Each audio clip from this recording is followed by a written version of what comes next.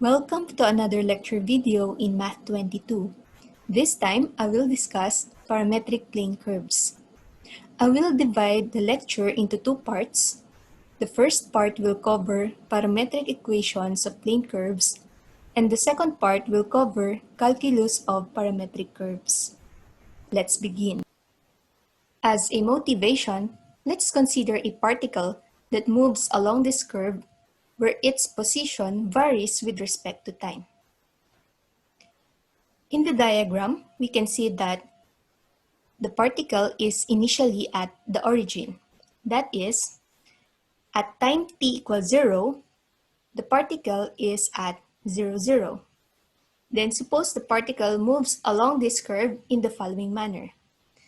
At time t equals 1, the particle is now over here.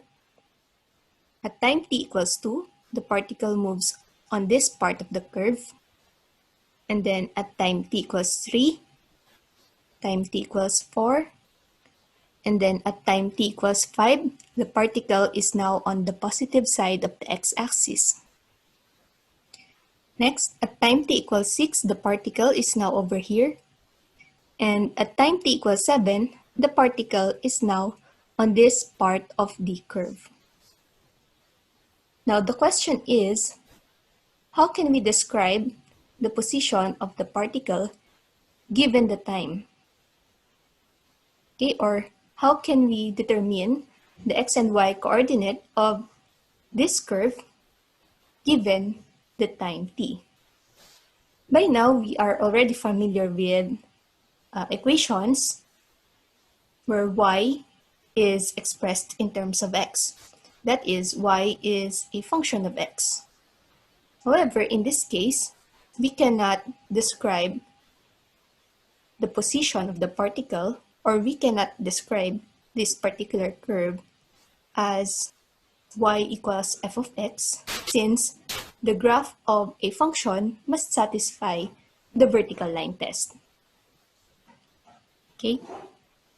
Moreover, it would be hard to find a single equation relating the x-coordinate and the y-coordinate of the position of the particle at a given time.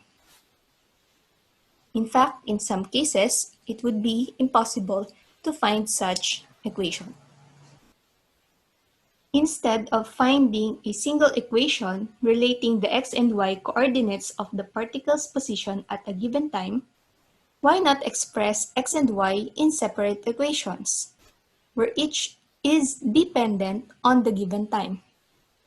Hence, the x-coordinate of the particle's position can be expressed as a function of the time t, or x equals x of t. Similarly, we can express y as a function of t, or y equals y of t. Now these equations, x equals x of t and y equals y of t, are called parametric equations, and the variable t here is called a parameter, hence the term parametric equations. Now, the process of defining x and y as functions of t is called parametrization, and the curve generated by these parametric equations is called a parametric curve. Now, in tracing a parametric curve is traced according to increasing values of the parameter. Now, since x and y are now functions of the time t, then they have their respective domains. Okay? And suppose that the closed interval AB is a subset of the domains of both the functions x of t and y of t, where the parameter t has values in this closed interval AB. Then, the point x of a, y of a is called the initial point, while x of b, y of b is called the terminal point of the parametric curve. Let's have an example. Consider the curve C defined by the parametric equations x equals t and y equals t squared, where the parameter t is any real number. Identify the parametric curve and sketch the curve with emphasis on its orientation. To start, let's make a table and pick some t values. Say t equals -2, -1, 0, 1, 2, and 3. Now, from these t values, find the corresponding x and y values. For x values, we have -2, -1, 0, 1, 2, and 3. For the y values, we have 4, 1, 0, 1, 4, and 9. These x and y values are your x and y coordinates. So you can now plot these points and connect them, and we will obtain the following graph. So in this xy plane, this point corresponds to t equals -2, t equals -1, t equals 0, t equals 1, t equals 2, and t equals 3. Connecting the points this way, we get the following parabola that is directed to the right. We can also obtain this graph by eliminating the parameter. Since x equals t and y equals t squared, then we can replace the t with x in the equation of y, and we get the Cartesian equation y equals x squared. In the previous example, we have seen that by eliminating the parameter, we can obtain a Cartesian equation of the curve. But by doing so, the corresponding Cartesian curve may have points which are not on the parametric curve, as we can see in the following example. Here, the curve is defined by the parametric equations x equals t and y equals t squared, where the parameter t is non-negative. So this is the same as the parametric equations in the previous example, except that the parameter t is restricted to t equals 0 onwards. And as we have also seen in the previous example, the corresponding Cartesian equation is y equals x squared, whose graph is a parabola opening upwards. However, since x equals t and t is restricted to t from 0 to infinity, then x must also have values that is greater than or equal to 0. And so the corresponding parametric curve is just the right half of the parabola, which is given in the following diagram. So here, the red points correspond to the values of t. So this is the point corresponding to t equals 0. This is the point corresponding to t equals 1, t equals 2, and t equals 3. Let's have another example.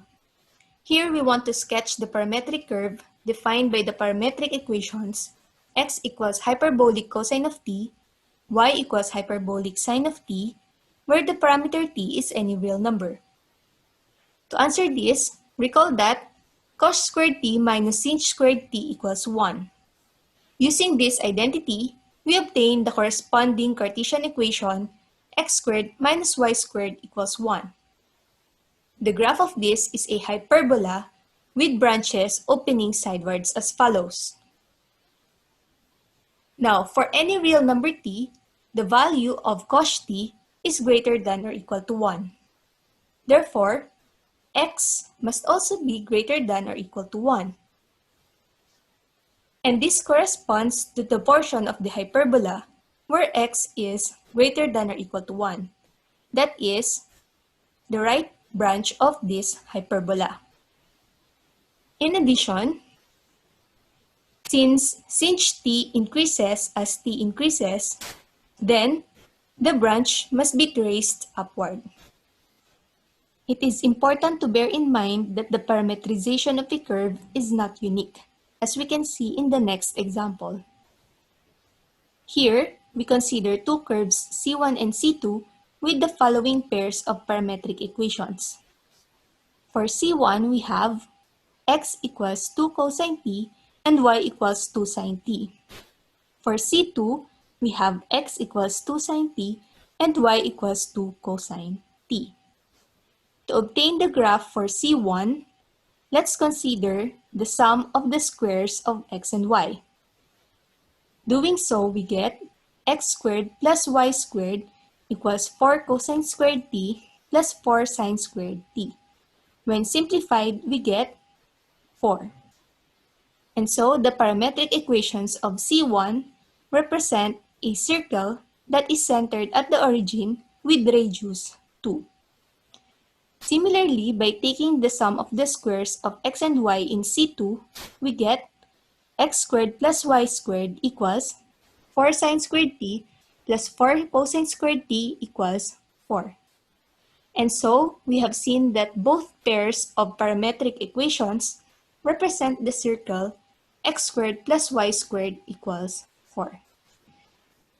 Recall that a parametric curve is a Cartesian curve with an orientation. Since C1 and C2 represent the same curve, can we say that C1 and C2 also have the same orientation? Let's find out. Let's consider the following table of values for C1. Here, let's take t equals 0, pi over 4, pi over 2, pi, 3 pi over 2, and 2 pi. So given these values for t, we obtain the following values for x and y. Now let's take a look at the graph of C1. To graph C1, we start at the point 2, 0, which is on the positive side of the x-axis. Then we move to square root of 2, square root of 2, which is in the first quadrant. And then for t equals pi over 2, the point is 0, 2, which is on the positive side of the y-axis. And then we move to negative 2, 0, and then to 0, negative 2. And at t equals 2 pi, we are back at the point 2, 0.